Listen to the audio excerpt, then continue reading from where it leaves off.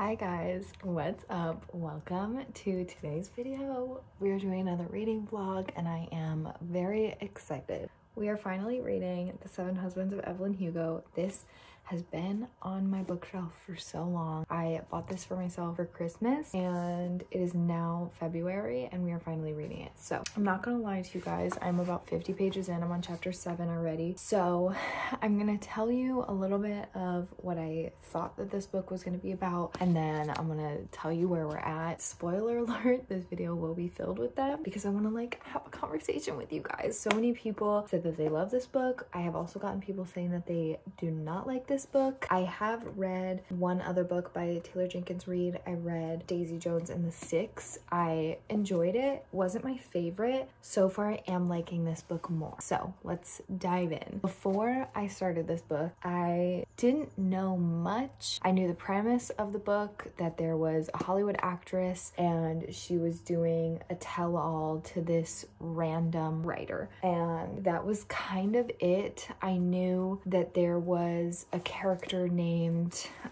Celeste or something, Cecilia, I don't know, and I feel like I read somewhere something about them being in love, because this book, obviously she goes through like her 7 different husbands that she's had. And so anyways, I am 7 chapters in now. I read about her husband, her first husband, what was his name? Ernie. And like I said, I'm really loving it and I'm excited to see where it goes. It makes me kind of sad, like hearing some of this stuff that she went through about how her mother died and all that jazz. But anyways, Lucy's sleeping right now, so I'm gonna sit down and read some more and I will come back to you.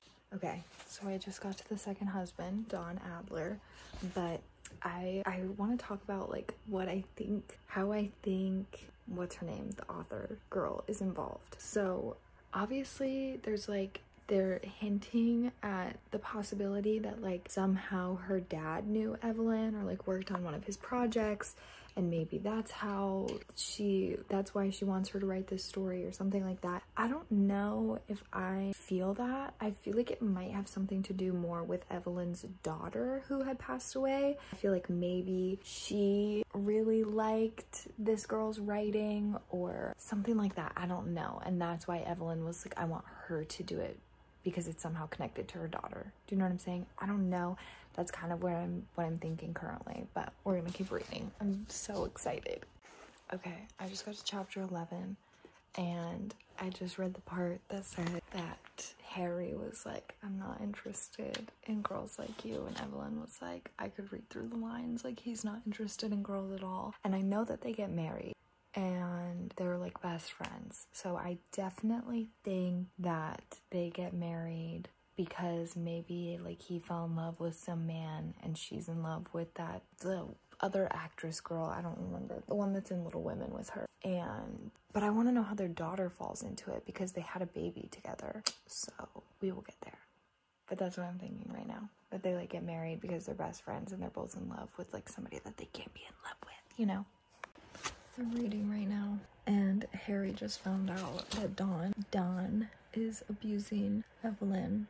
Evelyn just found out that Celia is playing Beth and she's like freaking out, and she's like, Ruby and I are gonna hate her, and I am so excited. I can't wait to see what happens. And also the fact that Harry is getting so upset and he's like, we're best friends, like you're supposed to tell me everything. I'm obsessed with him. Okay, besties, here's the tape. We are 100 pages in. I just read the part where we have the shirt, the wine spilling on the shirt incident, and I am obsessed with this book.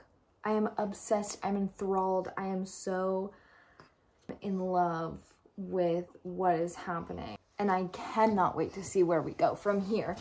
Is it because it's gay? Yes. What else do you want me to say about it? You know what I'm saying? From what I have heard, you are either a Daisy Jones girl or a Seven Husbands girl, and I am a Seven Husband girl.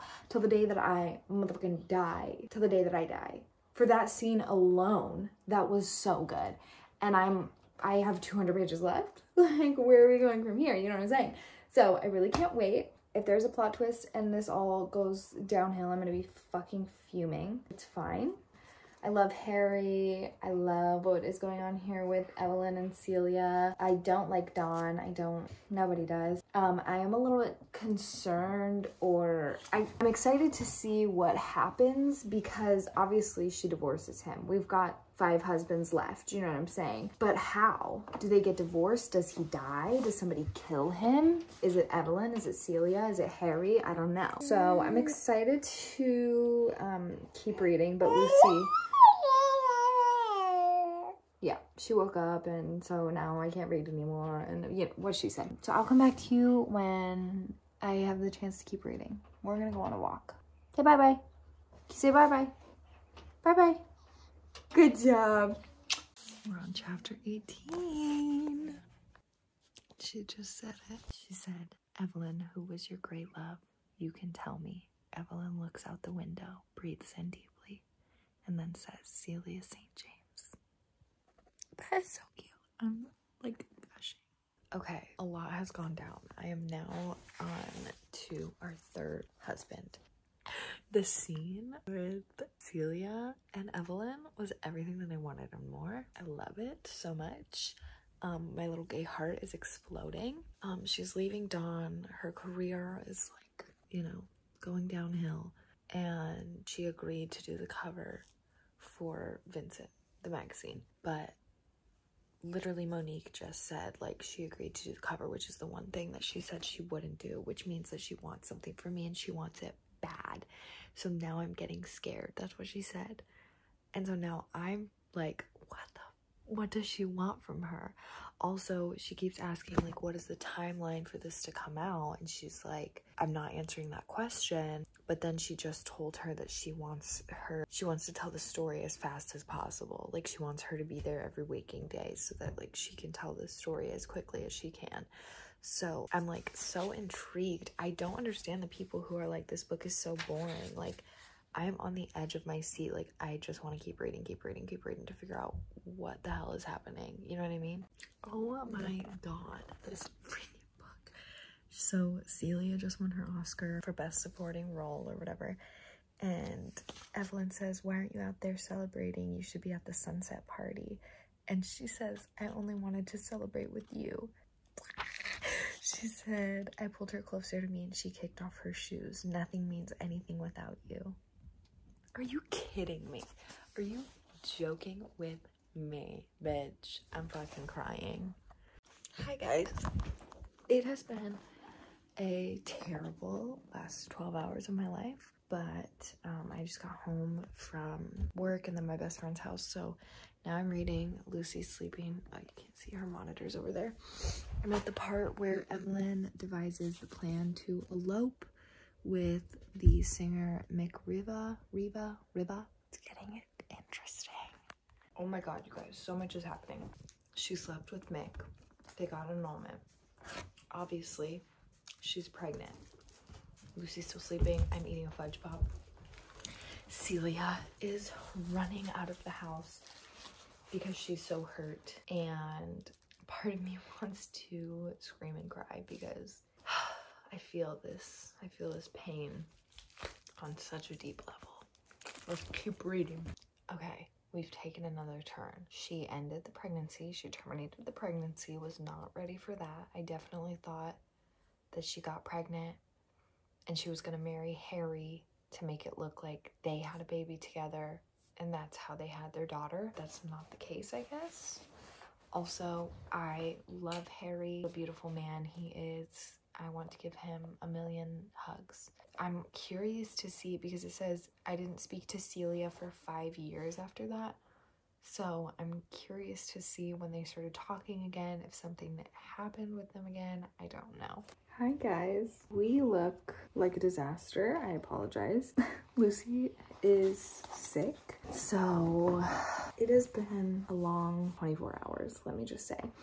But I wanted to give you guys a reading update. It is Tuesday right now. I took a break off reading this weekend, got back to it last night. And I was planning on reading a ton last night, and then Lucy got sick, so I didn't get to read a bunch, but I'm on page 261, so I don't have that much left. I want to try to finish it by tomorrow, but I wrote down all of my notes, all my thoughts that I had last night while I was reading, so I could tell you guys what I was thinking, what I was feeling. The first one that I wrote down was, why do I keep calling the movie Cornelia Street when it is Carolina Street? That was just, you know, Swiftie at heart. Should it have been Cornelia Street? Would it have sounded better? Yes, but, you know, that's not my place to say. I wrote in my notes, page 223, OMFG, what? So we're going to go back to page 223 and see what it says. Oh, okay. At the bottom of the page, it says, I have no idea that in less than a week, Evelyn Hugo will finish her story and I'll find out what this has all been about. And I will hate her so much that I will truly be afraid I might kill her. I read that line and I almost screamed in my bed. Like, truly, I was like, oh, what does this mean? And I am so excited. Like, I'm beyond excited. So she hates her so much that she would be afraid that she would kill her. Like, what? Okay, and then the last note I took last night just says 249. So we're gonna go to page 249. I don't know, I should have given myself context because I don't know why I wrote that page down. It's literally just talking about Harry and Evelyn living a beautiful life together and like feeling like husband and wife. Hi guys, Editing Michael here. Sorry to interrupt, but I remember my thoughts and why I wrote this page in specific down because specifically the part where Harry and Evelyn are talking about having a baby together and getting pregnant and how they don't want to do it the insemination route because they don't want people to like start questioning things. Harry makes a comment about how there's always been a little part of him that's wanted to sleep with Evelyn or something like that, or basically alludes to that. And I just wanted to talk about that. That was one thing about this book that I didn't like, was that Harry as a gay man saying something like that, I just don't like. I don't know if it was meant to be funny or I don't know, but I feel like it just only further adds to the stigmatism or the I don't know, ickiness of straight people saying that they feel uncomfortable with those who identify as gay because, you know, what if they're just pretending? What if they're actually looking at, I don't know. That part just made me a little bit uncomfortable, and I really didn't like that. I feel like this book really did a good job of, you know, Celia was always very upfront that she didn't like men. Well, not like upfront, but you know what I'm talking about. And Evelyn was always she wanted to make sure that Monique understood that she wasn't lesbian, she wasn't straight, she was bi, and that was very important to her. Harry was always a gay man, and I just didn't like the fact that like there's like threw in this little part of him being like, well, I've always wanted to sleep with you, so it's fine. I didn't like that. But I do love them, and I love them as this like beautiful friendship couple who like have a daughter together. Anyways, moving on. I love the fact that they take care of each other. I love the fact that they had a baby together and that they are like good parents. My last note is from the page that I just read, chapter 44, very last line of the page, that it was one of the last times we were all together, laughing, smiling, happy, a family, because after that I ruined it. What? So it makes me think that something happens with Dawn Adler, because she's about to go and film a movie with him. Obviously, the dynamics of their lives have changed like drastically because, you know, Harry and Evelyn now have a baby together, but Harry is staying with Celia's husband and Celia is staying with Evelyn, and like, you know, they had that awkward oatmeal moment in the kitchen where things were like, oh, there is a dynamic shift. So it doesn't surprise me that things are gonna go downhill. It just, I don't know. It makes me really sad, I guess. I'm hoping that Harry doesn't die. I'm hoping that's one of the reasons. That's like not a reason that they're not a family anymore. That would make me really upset. Okay. It is 10 o'clock and I am chapter 63. I literally have like nothing left, so I'm gonna finish it tonight. But I cried when Harry died. That is not how I thought he was gonna die. I definitely thought he was gonna die of old age, so that really got me. I cried when, not when Celia passed, but when she was put in the ground and Evelyn went to Harry's grave and sobbed. That made me cry. And then Evelyn's daughter just passed away, and that really got me. That really got me as I am laying in bed cuddling my own daughter. And